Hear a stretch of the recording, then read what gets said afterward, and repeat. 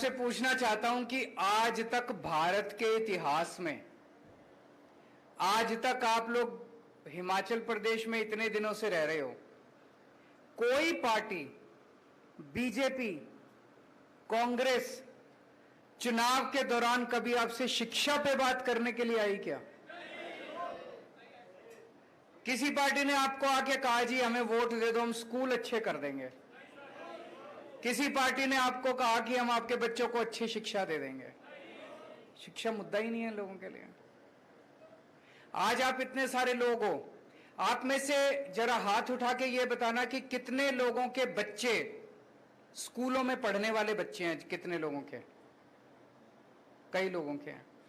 आप में से कितने लोग अपने बच्चों को प्राइवेट स्कूल में भेजते हो? कितने लोग अपने बच्चों को सरकारी स्कूल में भेजते हो?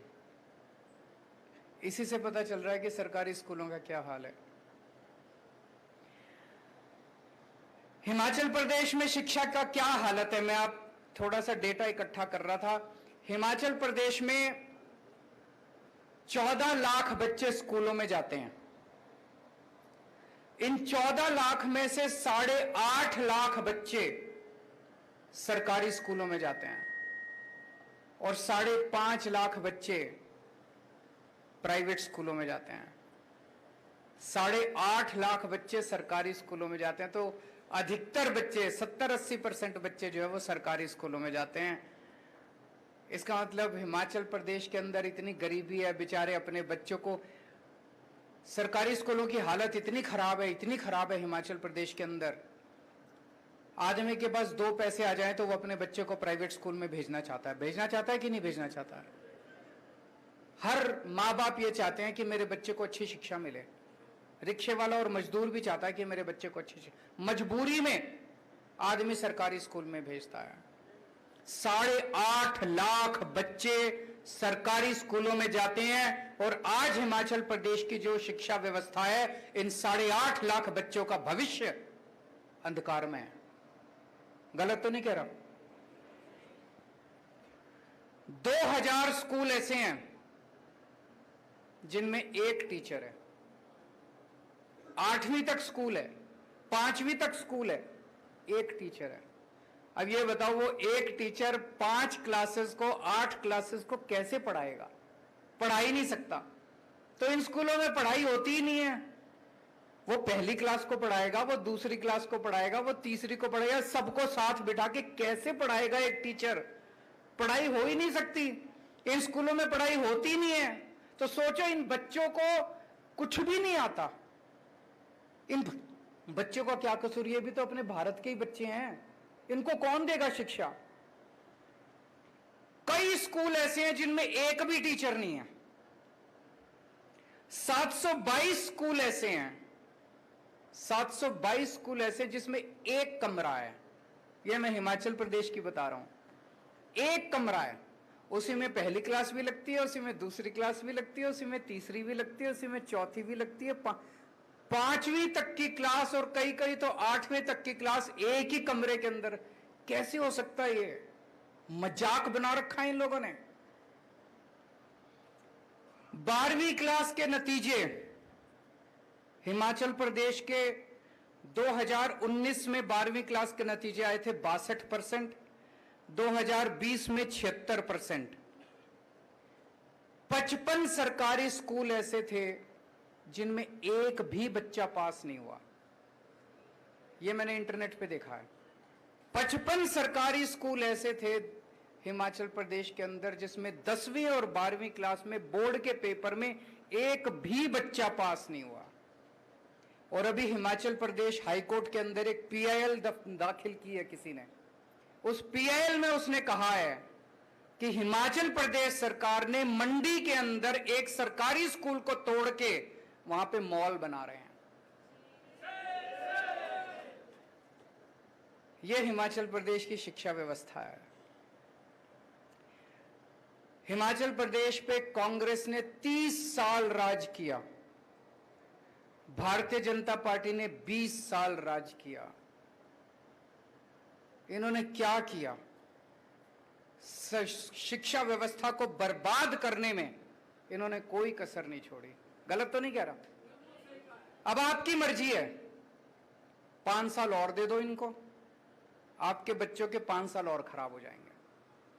अगर आज आपका बच्चा 8वीं क्लास में पढ़ रहा है और आज आपने गलती करके बीजेपी और कांग्रेस को वोट दे दिया, आपका बच्चा 12वीं क्लास पास कर जाएगा अगले चुनाव तक, फिर मौका नहीं बचेगा। मौका यही है, अगर आपने अपने बच्चों को बचाना है तो इसी बार बदलना पड़ेगा आपको, इसी बार बदलना पड़ेगा। 8वीं क्लास में अगर आपका बच्चा पढ़ रहा है, वो 12वीं पास कर जाएगा, उसका भविष्य तो गया। उसका भविष्य कौन ठीक करेगा और उसका जिम्मेदार कौन होगा? मां बाप, क्योंकि उन्हें वोट उनको दिया। अभी तक तो हमारे पास मौका नहीं था, जैसे हमारे सुरजीत जी ने कहा, एक बार बीजेपी थी, एक बार करते क्या मरते, कभी बीजेपी को दे दो, कभी कांग्रेस को दे दो। इस बार तो मौका है, इस बार तो अपने बच्चों को बचा लो, इस बार तो अपने बच्चों का भविष्य बचा लो। देखो जी, मेरे को पॉलिटिक्स करनी नहीं आती, मेरे को राजनीति करनी नहीं आती, मेरे को भी नहीं आती, भगवंत भाई को भी नहीं आती। हम लोगों को राजनीति करनी नहीं आती, काम करना आता है। देश के लिए समर्पित हैं, देश के लिए हमारी जान भी हाजिर है। सुबह से शाम तक केवल हम यही सोचते हैं। पिछले 7 साल में दिल्ली में मैं काम कर रहा हूं और पिछले 3 महीने में आपने मान साहब की झलकियां देख ली कि किस तरह से रोज एक बार ये सुबह बैठ जाते हैं, एक सुबह अनाउंसमेंट आ जाता है पंजाब के अंदर, एक शाम को आ जाता है। इतना काम हो रहा है, इतना काम हो रहा है। दिल्ली के अंदर जब हमारी सरकार बनी थी जी 2015 में, दिल्ली के सरकारी स्कूलों का यही हाल था जो हिमाचल प्रदेश के, और ज्यादा बदतर हाल था। टॉयलेट्स के नाम पे कुछ भी नहीं था। एक बेचारी बच्ची अगर अपने घर से स्कूल आ जाए और उसको बाथरूम जाना पड़े तो वापस घर जाना पड़ता था, वो टॉयलेट नहीं जा सकती थी, इतना बुरा हाल था। किसी स्कूल के अंदर टॉयलेट का इंतजाम नहीं था दिल्ली सरकार के स्कूलों में, पानी का इंतजाम नहीं था, जाले लगे पड़े थे दीवारों पे, दीवारें टूटी पड़ी थी, छत चू रही थी, छत नीचे डेस्क नहीं थे, टाट पे बैठते थे बच्चे, घंटे भर आते थे, फिर खेलते कूदते बाहर, कोई सिक्योरिटी गार्ड नहीं था। बुरा हाल था एजुकेशन का। और सरकारी स्कूलों के नतीजे तो माशाल्लाह ना ही पूछो। टीचर्स आते थे, घंटे भर के अंदर वो भी घर चले जाते थे। जैसे हिमाचल प्रदेश के अंदर है, अगर किसी के पास 2 पैसे आ जाए तो अपने बच्चे को प्राइवेट में भेजना चाहता है, वही हाल सरकारी स्कूलों का था दिल्ली के अंदर। जिसके पास, रिक्शे वाले के पास, मजदूरों के पास। मैं राजनीति में आने के पहले मैं एनजीओ में काम करता था, समाज सेवा का काम करता था, झुग्गियों, दिल्ली की झुग्गी बस्तियों में काम किया करता था। उन झुग्गी बस्तियों के अंदर मैं देखता था कि एक रिक्शे वाला भी, एक मजदूर भी कोशिश करता था, यार एक टाइम का रोटी कम खा लेंगे लेकिन अपने बच्चों को स्कूल, अच्छे प्राइवेट स्कूल में भेज देते हैं। कोई सरकारी स्कूल में नहीं भेजना चाहता था। हमारी सरकार आई, हमने एक सपना देखा था, मैंने, मनीष सिसोदिया जी ने, हमने तय किया यार कुछ भी हो, ये सरकारी स्कूल ठीक करने अपने को। दिल में ये सपना तो था, लेकिन ये भी था कि करेंगे कैसे, होएगा कैसे, कर पाएंगे क्या। तो हमने आते ही तय कर लिया कि दिल्ली सरकार का 25% बजट शिक्षा पे खर्च होगा। सबसे पहले तो हमने ये अनाउंस कर दिया कि दिल्ली सरकार का 25% बजट शिक्षा पे, और आज तक चला आ रहा है। दिल्ली सरकार का 25% शिक्षा पे खर्च होगा। लगभग हर साल 10,000 करोड़ से लेके 15,000 करोड़ तक हम शिक्षा पे खर्च कर रहे हैं। 7 साल हो गए, आप कैलकुलेट कर लो, 80 से 85,000 करोड़ रुपए हम शिक्षा पे, स्कूलों पे खर्च कर चुके हैं अभी तक। 80 से 85,000 करोड़।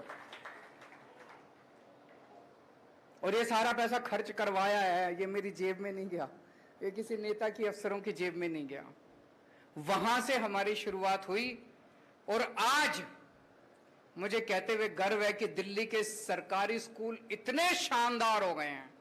दिल्ली के सरकारी स्कूल इतने खराब थे, हमने सारी बिल्डिंगें तोड़ तोड़ के तोड़ तोड़ के नई बिल्डिंगें बनाई हैं, शानदार बिल्डिंगें बनाई हैं, स्विमिंग पूल बनाए हैं सरकारी स्कूलों के अंदर, लिफ्टें हैं सरकारी स्कूलों के अंदर, बिल्कुल नए सारे, लगभग 1100 1150 स्कूल हैं, सारे नए स्कूल बना दिए हम लोगों ने, तोड़ तोड़ के नए स्कूल बनाए हैं।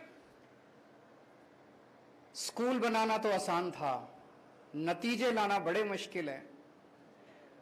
इस साल 12वीं क्लास में हिमाचल प्रदेश में मैंने बताया 2019 में 62% नतीजे आए थे। दिल्ली के अंदर 99.7% नतीजे आए हैं सरकारी स्कूलों के, गवर्नमेंट स्कूल्स के 99.7% नतीजे।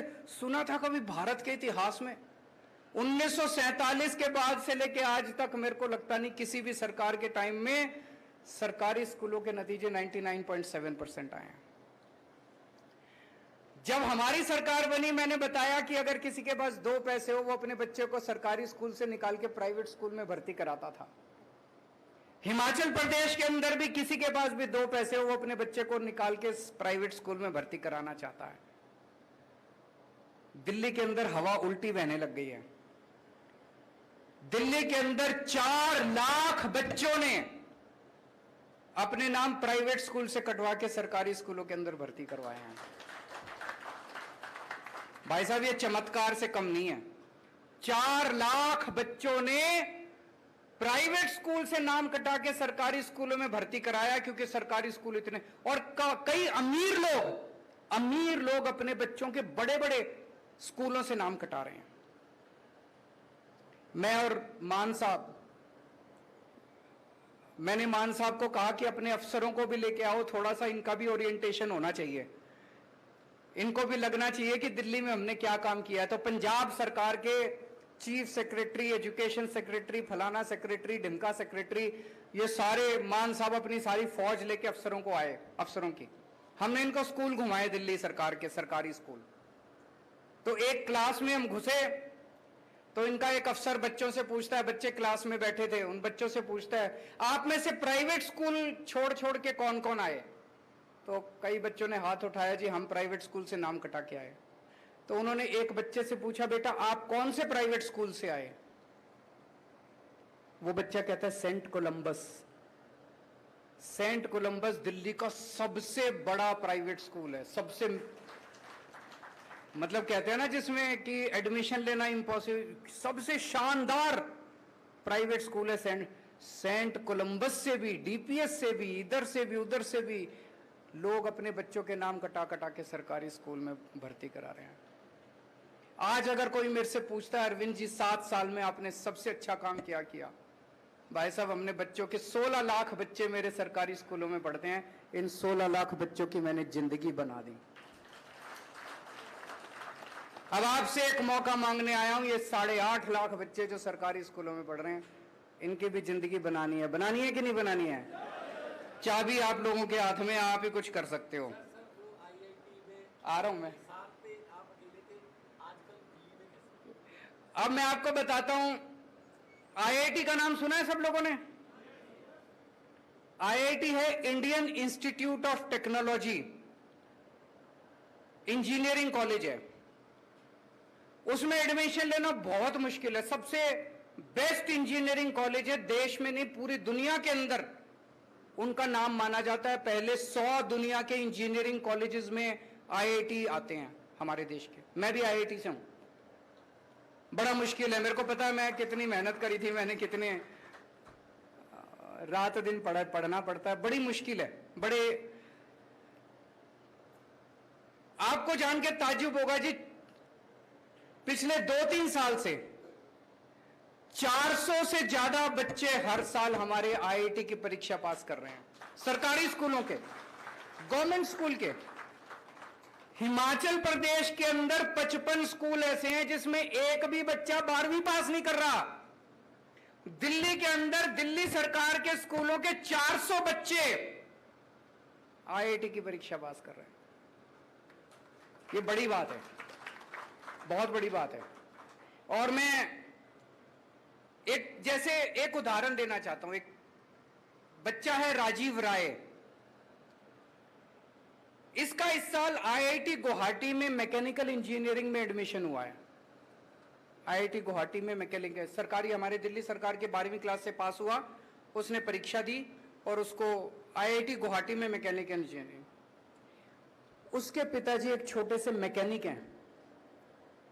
सड़क के किनारे एक वो पॉलीथीन की शीट लगा के उसके नीचे बैठ के मैकेनिक का काम करते हैं सड़क के किनारे, जैसे वो रेडी पटरी वाले होते हैं उसी तरह के। 9,000 रुपए महीने मुश्किल से कमाते हैं। पिताजी तीसरी पास हैं, माताजी पढ़ी नहीं हुई, अनपढ़ है। ये लड़का आईआईटी गुवाहाटी से मैकेनिकल इंजीनियरिंग करने के बाद इसको जो शुरुआती तनख्वाह मिलेगी, कम से कम 2 लाख रुपए महीने की तनख्वाह इसको मिलेगी। अब आप सोच के देखो कि अगर दिल्ली सरकार के स्कूल अच्छे नहीं हुए होते तो क्या होता। क्या राजीव राय आईआईटी में जा सकता था? मैं इसकी काबिलियत पे वो नहीं कर रहा, हो सकता चला भी जाता, मैं वो नहीं कह रहा, लेकिन जो सुविधाएं मिली और जो कुछ मिला, क्या राजीव राय जैसे इतने बच्चे जो आज इंजीनियरिंग कर रहे हैं, क्या वो जा सकते थे? नहीं जा सकते थे। वो मैकेनिक का बेटा हो सकता है मैकेनिक अपने पिताजी की दुकान में ही काम करने के लिए मजबूर हो जाता। हो सकता है उसके पिताजी बीच में उसकी पढ़ाई छुड़वा देते, कहते बेटा पढ़ाई तो होती नहीं है तो टाइम क्यों खराब कर रहा है, मेरे साथ दुकान पे बैठा कर, 2 पैसे तो कमाएगा। ऐसे ही होता है ना गरीब परिवारों में। क्या राजीव राय आईआईटी में जा सकता था? नहीं जा सकता था। ऐसे कितने ही बच्चे हैं, आप सोच के देखो। इन सब बच्चों के घरों की गरीबी दूर हो रही है। अब 1.5 लाख बच्चे हर साल मेरे 12वीं क्लास से निकलते हैं सरकारी स्कूलों में। इन 1.5 लाख बच्चों का पहले भविष्य अंधकार में था। अब मैं दावे के साथ कह सकता हूं, ये 1.5 लाख बच्चे, मैं ये नहीं कह रहा सारे इंजीनियर बन जाएंगे, इनमें से कई इंजीनियर बनेंगे, कई डॉक्टर बनेंगे, और इन बच्चों को हम बिजनेस करना सिखा रहे हैं 11वीं 12वीं क्लास में। मैं अभी बताऊंगा आपको। एक भी बच्चा बेरोजगार नहीं रहने वाला, एक भी बच्चा बेरोजगार नहीं रहने वाला, मैं शर्ती आपको बोल देता हूं। ऐसा तैयार कर रहे हैं हम इन बच्चों को। 1.5 लाख बच्चे, गरीबों के बच्चे, इन बच्चों का भविष्य बन गया। हमने अब हमारे स्कूल तो बहुत अच्छे हो गए। हमने कई सारे एक्सपेरिमेंट्स आजकल स्कूल में शुरू किए हैं कि जब हमारे बच्चे स्कूल से निकले, सरकारी स्कूलों से, वो एक अच्छा इंसान बने, अच्छा नागरिक बने और अपना पेट पालने लायक बने। ये नहीं बीए कर ली, बीकॉम कर ली, एलएलबी कर ली और नौकरी नहीं मिल रही। नौकरी ढूंढ रहे हैं, सारे जने नौकरी ढूंढ रहे हैं। ये अंग्रेजों ने व्यवस्था बनाई थी, अंग्रेज व्यवस्था बना के गए थे, सबको क्लर्क बना दिया, सारे देश को क्लर्क बना दिया। सारे क्लर्क बनने की नौकरी ढूंढ रहे हैं। अरे हमारे देश के अंदर इतना इंटेलिजेंस है, इतना हमारे देश के अंदर पोटेंशियल है, हमारे बच्चे इतने अच्छे हैं। हमने एक एक्सपेरिमेंट शुरू किया। 11वीं और 12वीं क्लास के हर बच्चे को हमने 2-2 हजार रुपए दे दिए सरकार की तरफ से। हर बच्चे को 2-2 हजार रुपए दे दिए। हमने कहा अब इससे बिजनेस करो, कुछ भी सोचो कि क्या बिजनेस कर सकता हूं मैं। टीम बना लो, मान लो 4 बच्चों ने टीम बना ली तो 2-2 हजार मिला के 8 हजार हो गए। 8 बच्चों ने टीम बना ली, 16 हजार हो गए। अब तुम उससे बिजनेस करो। ऐसे बच्चों ने टीम बना बना के अपने बिजनेस आइडियाज किए हैं। 52,000 बिजनेस आइडियाज हमारे पास आए हैं, 52,000 इन स्कूलों में से। मैं आपको एक छोटा सा उदाहरण देना चाहूंगा, आपको सुन के मजा आएगा। हर्ष एक लड़का है, इसने अपने 8 बच्चों को इकट्ठा किया तो 16 हजार रुपए हो गए, 2-2 हजार रुपए मिला के। ये 16 हजार रुपए से इन लोगों ने एक नई किस्म की खाद बनाई, कूड़े से खाद बनाई नई किस्म की, और उस खाद को इन्होंने 16 हजार रुपए की खाद बनाई, इसको बेचा। व्हाट्सएप पे, फेसबुक पे जाके लोगों को कांटेक्ट किया। इन्होंने 6 महीने के अंदर 64 हजार रुपए कमा लिए। 16 हजार के 64 हजार हो गए। फिर ये जितने बच्चे थे जिनके अच्छे अच्छे आइडियाज थे, हमने देश के कई अमीर लोगों को बुलाया एक 5 स्टार होटल में, और वहां हमने इन सरकारी स्कूल के बच्चों को कहा कि आप इनके सामने अपना आइडिया प्रेजेंट करो। आपने टीवी में देखा, एक बिजनेस ब्लास्टर्स प्रोग्राम हमने किया था। बच्चों ने 11वीं 12वीं के हमारे बच्चे देश के सबसे अमीर लोगों के सामने प्रेजेंटेशन कर रहे हैं। आप सोच के देखो क्या कॉन्फिडेंस लेवल है हमारे बच्चों का। सरकारी स्कूलों के 11वीं 12वीं क्लास के बच्चे बड़े बड़े अमीर लोगों के सामने प्रेजेंटेशन कर रहे हैं कि मैं बिजनेस करना चाहता हूं, आप मेरे को इतने पैसे दो। उसमें कई बच्चों को इन्वेस्टमेंट मिली, किसी इंडस्ट्रियलिस्ट ने कहा मैं आपके आइडिया में इतने पैसे इन्वेस्ट करता हूं। हर्ष जिसका मैंने अभी बताया, इसके पिताजी एक सरकारी स्कूल के अंदर सफाई करते हैं, सफाई कर्मचारी हैं, बहुत गरीब परिवार से आता है। इसकी 8 लोगों की टीम को 16 लाख रुपए की इन्वेस्टमेंट मिली इंडस्ट्रियलिस्ट से। अब ये सारे बच्चे तैयार हो रहे हैं भारत मां का नाम रोशन करने के लिए, आगे बढ़ने के लिए। हमें हिमाचल प्रदेश के बच्चों को तैयार करना है कि नहीं करना है? चाबी आप लोगों के हाथ में है जी। अभी सबसे पहले जो क्वेश्चन मेरे से पूछा गया, एक बहन ने पूछा जी प्राइवेट स्कूल वालों ने बड़ी लूट मचा रखी है, खूब फीस लेते हैं। दिल्ली में भी यही था। सरकारी स्कूलों का बुरा हाल है। हर माँ बाप अपने बच्चे को अच्छी शिक्षा देना चाहता है, हर माँ बाप अपने बच्चे को प्राइवेट स्कूल में भेजता है, और प्राइवेट स्कूल वालों को पता है कि जो मर्जी ले लो, माँ बाप की तो चलती नहीं है, कर क्या लेंगे बेचारे। कोई माँ बाप अगर थोड़ी सी आवाज उठाते तो धमकी देते तेरे बच्चे को निकाल देंगे स्कूल से, ले जा अपने बच्चे को। माँ बाप को लगता है यार कहाँ में एडमिशन कराना कोई आसान थोड़ी है आजकल प्राइवेट स्कूलों में। तो मजबूरी में सारे पेरेंट्स जो हैं वो, और सरकार क्या करती है, सरकार के आधे मंत्रियों के तो अपने ही प्राइवेट स्कूल होते हैं कि नहीं होते?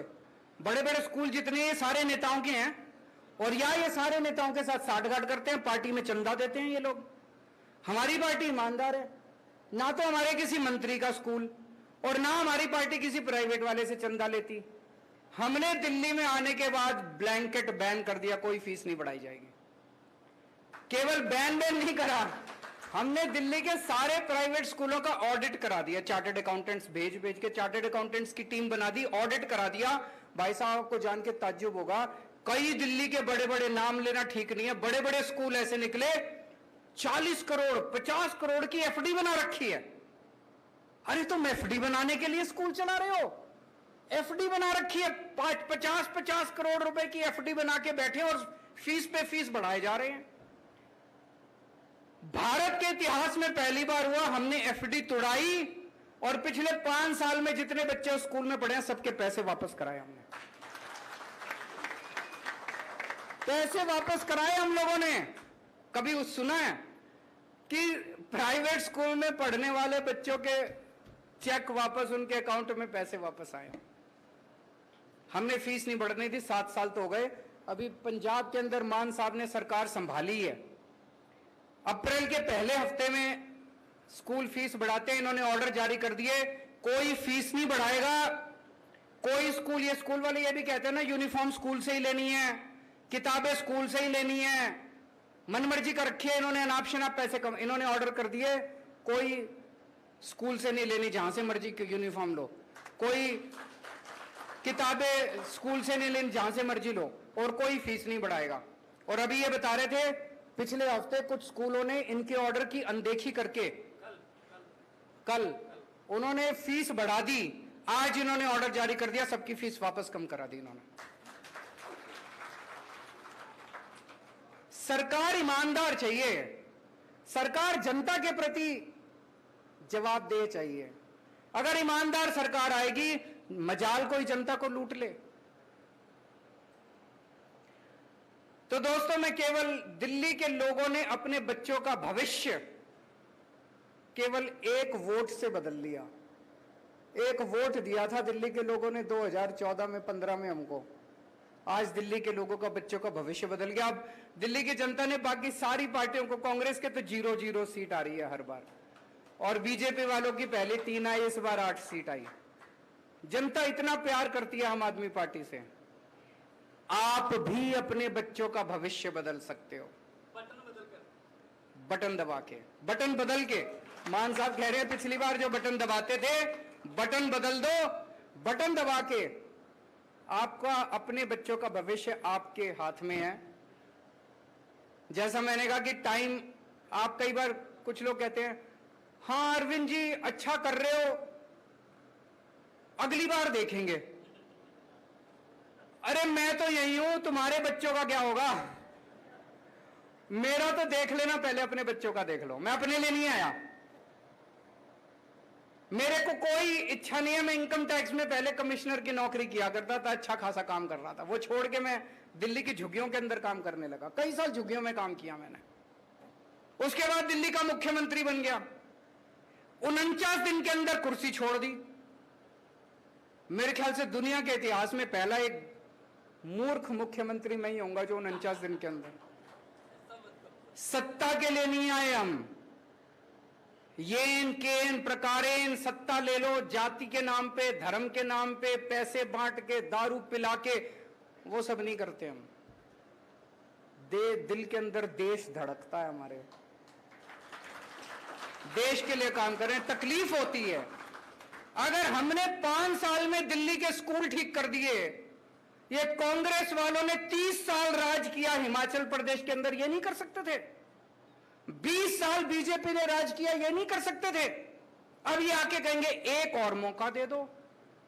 हम आपसे एक और मौका नहीं मांगेंगे, हम तो कह रहे हैं बस एक ही मौका दे दो, दोबारा मत देना। एक ही मौका दे दो, दोबारा मत देना।